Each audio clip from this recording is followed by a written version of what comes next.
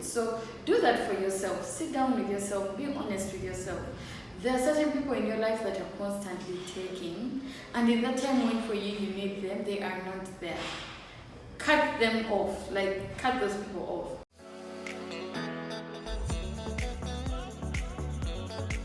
Well, hello guys, welcome back to my channel. For those one you're here, Stash is my name, and it's very lovely to have you today. For the people who have been here since the beginning of this channel, or since the time I revived the channel, I truly appreciate you for the constant feedback, for the comments, for the likes, for the comments that you give me when you find me on the way. I do not take that for granted at all, that you take off time to watch my videos, so thank you so much. And today's shout out, I will give it to Paul Nkore.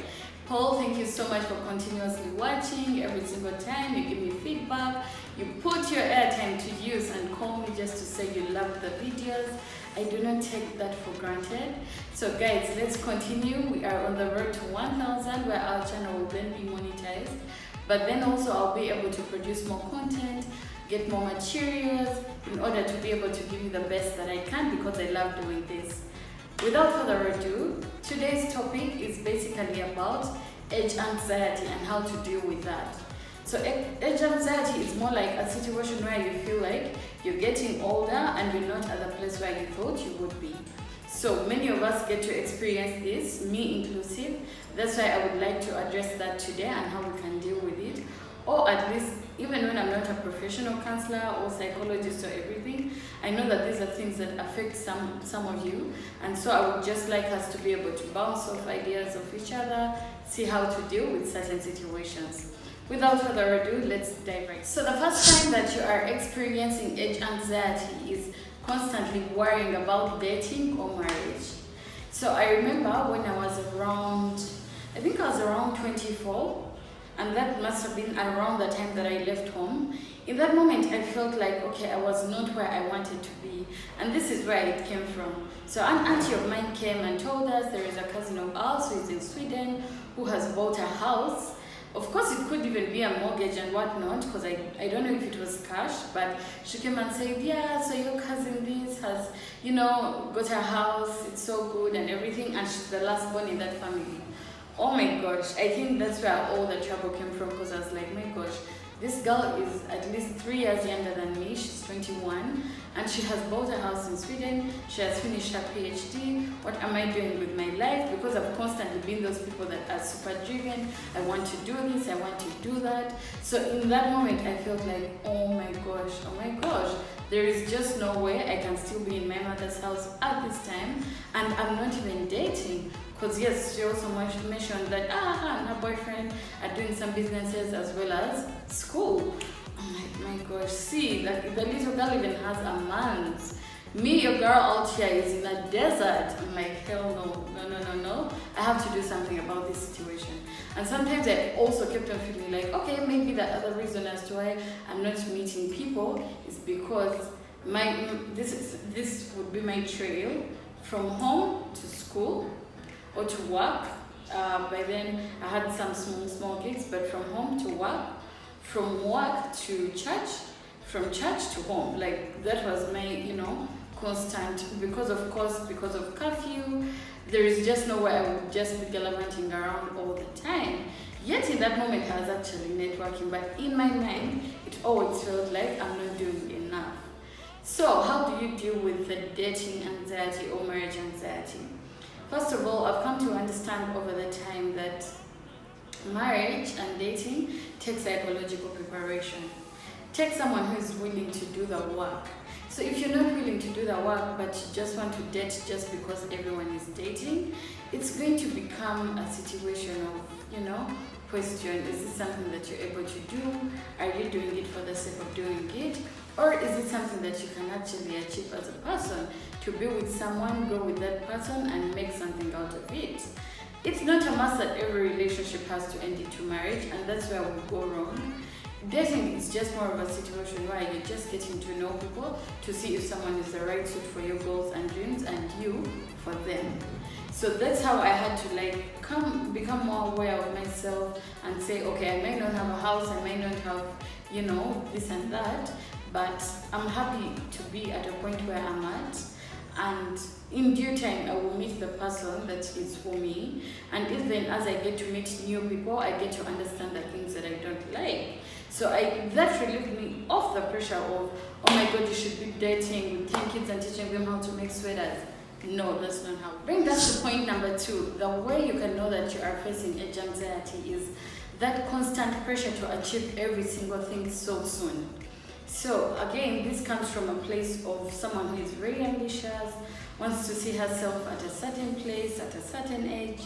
So I feel like as we grow up, there's this constant, society has these expectations of, at age this you should be married, at age this you should have a child. When you get married, they're asking you for a child. Before you get married, they're asking you for a man. When you get the man, now they're asking you for a child. From the child, when are you bringing the second one? From the second one, when are you bringing the third one? So you see that there is always something that society is expecting from me and you to be able to achieve certain things. But friend, let me tell you one thing. Do you see all those Auntie Susies that are constantly asking you for these things? Many people see you as an extension of them. So in that being, their insecurities also flow through you. Like, for example, if say for example one of your parents didn't get married maybe until later in life, and depending on what they faced during that time, people asking them and everything, they wouldn't want you to go through that. So sometimes it comes from a place of love that they end up asking. So Bubu, tell us, where is the man? Are you straight now that you've been worried? Where is the woman? Where is the girl? Where is the job? I know of a friend even who told me that her dad is constantly telling her, me, I already did my job, I paid your tuition at campus, so let your man pay for your postgrad if he wants, whichever man that you have. So if you don't have a man, you're not going to continue with school. Because for me, I took you all the way to Makerere, because Makerere usually is like the epitome of education. My God, she went to Makerere University. And you see, all these expectations just give you too much anxiety for nothing. Because, leave alone, even some of our parents, if you're to sit down with some of our parents and have honest conversations with them, you will know that their journey was not as smooth and swift as they make it seem. When it comes to partners, they used to just connect them, some of them. Very few had this whole Romeo and Juliet, I love you so much, will you be my wife? Very few had that. So I pray that we would cut ourselves some slack, but in so being, I'm not saying that we should be lazy. Let's just write down our goals. Even if you say that in a year I have set maybe 5 major goals, let's say 5 major goals or 4 major goals, and you say that every quarter of the year I'm going to tick off something. If it's driving school, you say from January to April I'm saving up towards that, and I'll be able to go maybe beginning of April. It will take like a month and I'll get my driver's license. And you say the second quarter I'm going to start saving towards a piece of land. That might take you longer, but you've started on something. Third quarter I'm going to start saving towards a car. Things like that, everything that you deem necessary in that time, you just have to try and position yourself without feeling the pressure of. Other than that, you will land into trouble or all because of that one thing that you were really, really dying to achieve immediately. On our third point of how you know that you're facing age anxiety, the loneliness is real. Way! Do you know a desert? Yo, in fact, like a mini story time. I remember when I had just, they were like 3 months into me leaving home. You know, I'm all on my high horse, bananga, and she calls there, who this, At that point, I was super broke. Now, broke is one thing. You're broke, and you don't really want to go back home and start asking for food because, again, you decided you're an adult, and you also that you're big enough to go out on yourself and everything, so why are you asking for food? Anywho, I'm there one day, and it hit me so hard. In fact, I was sitting on my couch. Did I have a couch then? Yes, I did. But I was sitting on my couch. Hey, And you know, it's like someone had poured a bucket of loneliness on my head. Now, when I used to be home, I was these people who was always at events, going this, there is a 40-40 this, there is a this, there is a Twitter this, I was always there. Lo and behold, I was now enjoying my space, you know, I'm liking spending time with myself, I was enjoying my solitude. Baby girl, when I tell you that it's like someone had poured a bucket of loneliness on my head, that I've never been those people who just sit there and cry, but that in that moment right there, I was like, oh my God, reality struck that I'm as single as a dollar. And then, for some random reason, there is a way you feel like when you're growing up, if you don't have those specific people in your family that are going to tell you everything and nothing, that's when you start feeling like you've now even lost touch from your family members. Not in the sense that you don't talk to them or call them, but it just feels like they might never be able to understand where you are at emotionally in that moment. I would go back home and laugh at memes for an hour. I would collect memes during the day. I don't digest them, yeah? So that when I go back home, for the first 1 hour, I'm laughing my head off. Then I decide if I want to cook. If I don't want to cook, I just take a bath and go to bed. Or have cereal and go to bed. Guys, the desert was real. But anyway, how I got through that time though, I decided to appreciate that moment because I was always in loud places. I was always there for someone. I was always watching out for someone. I was always taking care of someone. I was always at some event somewhere. And then I was like, but who is taking care of me? In fact, the Holy Spirit gave me that it spoke to me and was like, you know, Stella, you're always in so-and-so's corner, you're always helping this one, you're always going for this one's thing. Who is in your corner? I was silenced. Who is in your corner? And that's the thing that hit me so hard when I was like, actually, yes, what has been giving me that feeling of purpose was being there for everyone and no one. But in this time, right here, right now, who is there for me? And for me, from that time, I decided that I'm going to now start letting myself be. If I don't want to go for an event, whether it's your wedding or whatnot, not that I have any hard feelings, but I won't go. And if I want to go for someone's wedding, I will go.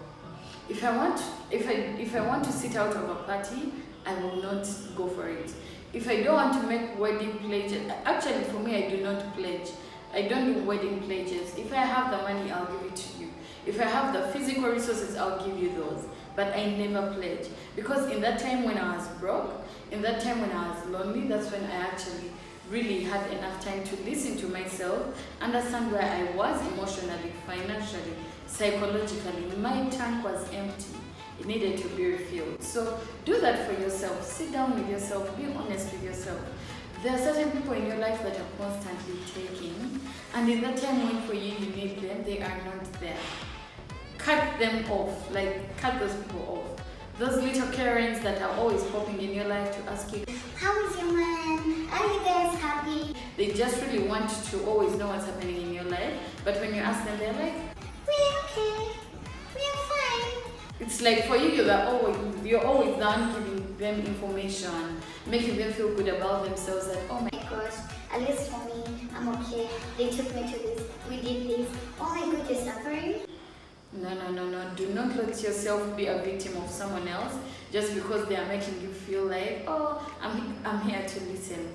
It's a very selfish way of people doing things, but sometimes people want to get information from you just so they know that you're still at a lower level. Trust me, it sounds weird, but yes, we human beings do that shit quite a lot. And to our first point on how you know that you're having age anxiety, it's everyone seems to be more successful than you are. This is the reality of life right now. Looking at things like Instagram, looking at Facebook, seeing proposals, like I can take months without being on Facebook, but whenever I check Facebook, someone has been proposed to, someone is married, someone has bought a car, someone has got a job. LinkedIn used to feel like a safe space, but right now, wait. You can easily judge yourself into a coma. You can judge yourself into a coma. Because every single one, LinkedIn always gives you those updates. So congratulate so and so upon the new position at Total. upon this new position of the year when. So you feel like, what am I doing? Especially for us who are in entrepreneurship, we are having that trouble twice. One, you're not expecting that check every single day at the end of the month. Two, the uncertainty of your business hits hard every often.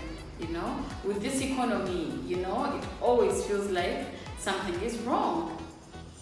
I don't know, man. I don't know if it's just me, but I wish. Now, for me, the reason as to why I can't just leave social media, it's because it's my job, because I do social media management for SMEs. But sometimes I wish I could be off social media for some time. That's why there are times when I don't care where my phone is, especially if I'm in great company. You will never see me pick up my phone. Unless it's a phone call, unless I'm doing a work thing, or unless I'm going to do interior design for someone's home or office, so I have to make as many phone calls or do research, I would rather not have my phone because that stuff is super depressing. You know how before you'd be like, oh, so-and-so is getting married, like there are those classmates that would be going, and right now it's the people that are really close to you that keep breaking off this single cycle, and you're like, oh my gosh, what's wrong with me? And then to make matters worse, there's that little Auntie Karen that's constantly saying, omwana wagundi bannange kala babana balungi abana bainempisa nayo bachichi muli kuchi mwina bwe mulaba. Then they make it a prayer point, which is good because they're praying for you, but now it starts feeling like there is a reason as to why you're alone. But we always forget something. Our natural default setting, we were born alone. Even as twins, one comes out first and the other comes out next. No one at any one point came with anyone on this planet, and no one will die with anyone on this planet. Even if it's an accident, you're both buried differently. That should bring to show you that this constant feeling of you should be with someone, you should be with this. And guess what? Even when we die, everything that we have acquired stays on this planet. For our loved ones and those properties that no one knows about, just go to the people that get to stay with them. You see? So that constant feeling of you're not where you're supposed to be, true. There are days when you feel like I'm slacking on my goals, and then you should know how to mitigate that. Take off time and check again those goals that you set at the beginning of the year. Were they realistic? Who can you talk to that you can partner with to do some of these things? But that constant feeling of you're feeling like you're always in a rut, sometimes it's because you're not things that are fulfilling your purpose for which God created you. So you need to also sit down and talk to God and ask Him, I am here, your good and faithful servant, and I would like to know what it is that you created me for. And am I living in my purpose? And just because you're living in your purpose doesn't mean that things will be perfect all the way. So cut yourself some slack, extend yourself some grace. If you can leave social media for a bit, take off time and just be by yourself, have quiet time, meditate, journal, write down things that you're grateful for each and every day before you sleep, so that at least you're able to remember that while I forget how far the Lord has brought me, there is all this evidence of the things that He has brought me through, the things He has given me, how He has comforted me, how He has been there for me. Other than that, you're constantly going to feel sad about your life, yet you are God's chindas, you're the apple of His eye. Stop feeling like you're the worst person there is, like you're not accomplished. Things will turn out fine, things will show face. It's really just a process, and we have to learn to respect the process. That brings us to the conclusion of our video today. Please do not forget to like, share, comment and subscribe. We are on the road to 1,000 followers, and we shall grow this channel because it's a channel where we can share situations and how to deal with those as modern millennials. Other than that, do not forget to do your best, be your best, and God will do the absolute rest. I love you so much, and may God bless you.